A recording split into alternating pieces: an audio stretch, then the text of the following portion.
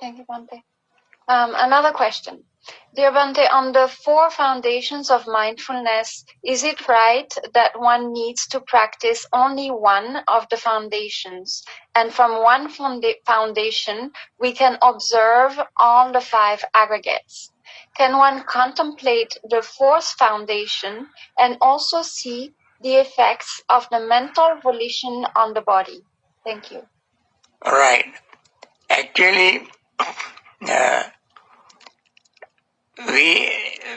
when we develop our practice, increase our mindfulness, we can see we need to practice only one of them. And in the 4 foundations, there are 4 foundations, 4 establishments. But one establishment itself incorporates all other 4. And therefore, one has to see how all come into one as one practices it. For instance, mindfulness of breathing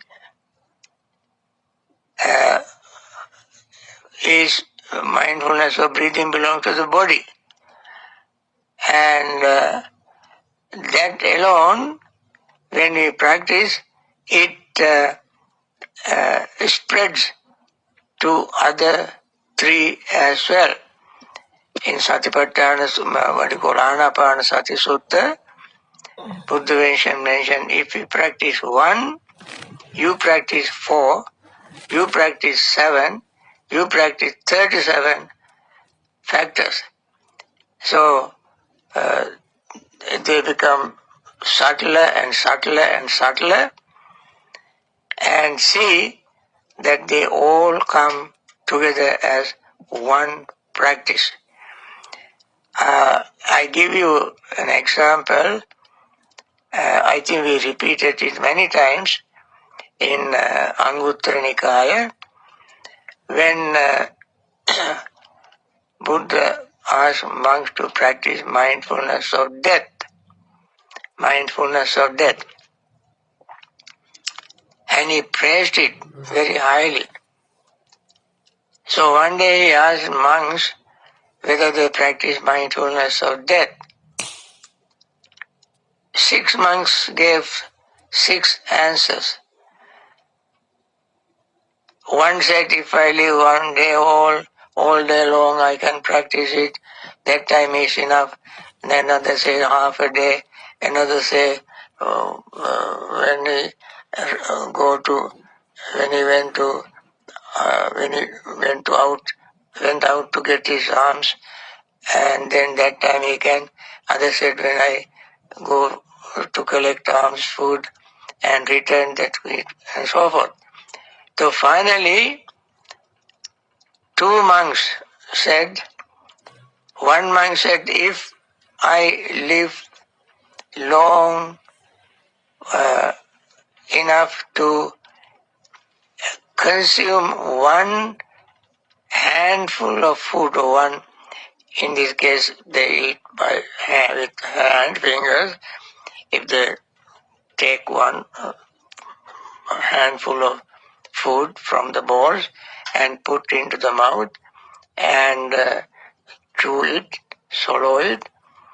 And that monk said, if I live that long to finish eating one handful or morsel of food, that time is enough for me to attain practice mindfulness of death, even to attain enlightenment.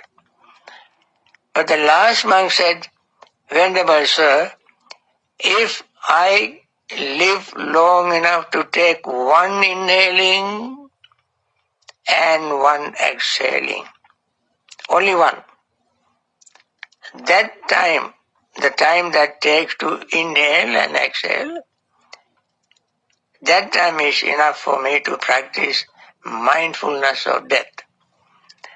So you can see how they narrow it down to such a tiny little practice.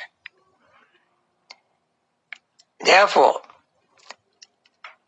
although there are many subjects, long discourses, what one has to practice is one little part. Of course, one has to understand it, fully comprehend it, and perfectly clear in his mind what that person does and how one practice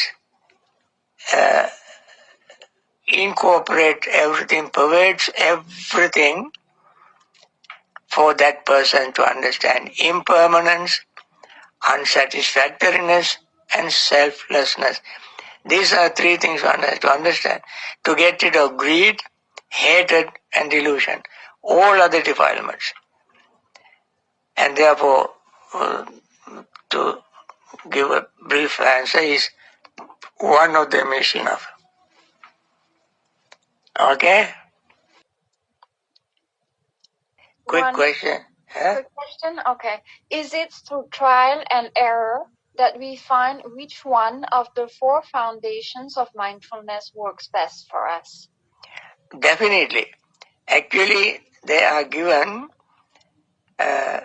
in that way for people to choose according to their personality, according to their temperaments, according to their ability to practice.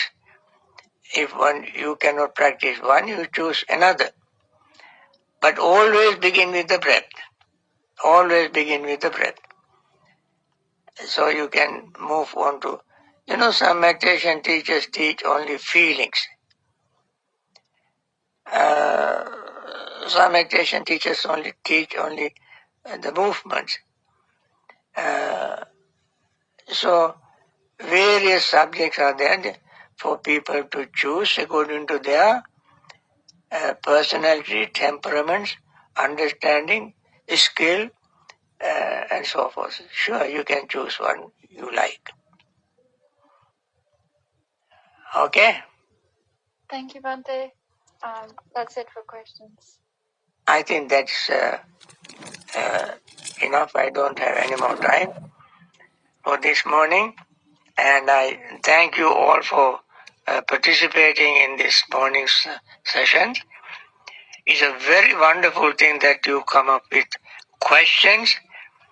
That is the way to increase your wisdom, investigate Dhamma, Dhamma Vicaya Sambhojjhanga, practicing Iddhipada, Virya Vimamsa Iddhipada. This is how we cultivate these things. They don't come to us very naturally. We have to question, ask questions, get answers. If the answers are not satisfactory, you try to look for other sources like texts, sutras, and then get your questions verified and answered. Okay? That is always encouraged by the Buddha. Buddha always asks us, don't settle until you are satisfied. Don't take anything for granted. Okay?